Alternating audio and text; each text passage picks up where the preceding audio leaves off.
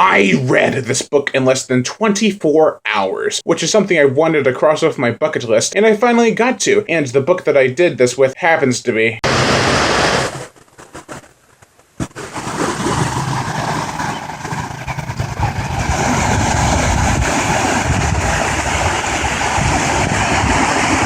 Gunshot!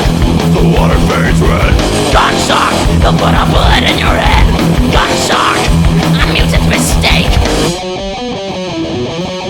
Jaws: The Revenge, the 1987 novel by Hank Searles, who is also the author of Jaws 2. And his story right here consists of gains, voodoo curses, drug cartel, and a shark that is the offspring from the shark from Jaws 2. Because consistency. Wait, why isn't there a novel for Jaws 3? Because inconsistency. The plot, it is the same as the movie pretty much. Sean is killed by a great white shark, and Ellen, for the sake of comfort, heads off to the Bahamas where a sinister beast has followed her just below the surface. But with this book, it sort of makes sense. It takes several weeks for the shark to reach the Bahamas, and Hank Searles has a great idea where a voodoo curse has been put on the Brody family. And the shark is the assassin, even if it doesn't know it. It does still act, hunt, and attack like a shark. It just so happens to be 28 feet long. There is that connection that works so well in the Jaws stories, and Jaws: The Revenge ties everything up in a nice bow as far as the shark lore goes. This is a solid story. It gives depth to its characters. Hoagie is actually more useful in this story than he is in the movie. I won't spoil it, but let's just say I had my suspicions about him for a while. There are 5 deaths in all during the story, and out of all the Jaws books, the first one had 6, the second one had 9, and this one had 5. That is 20 altogether. It's one more extra death that the 4 movies combined didn't have,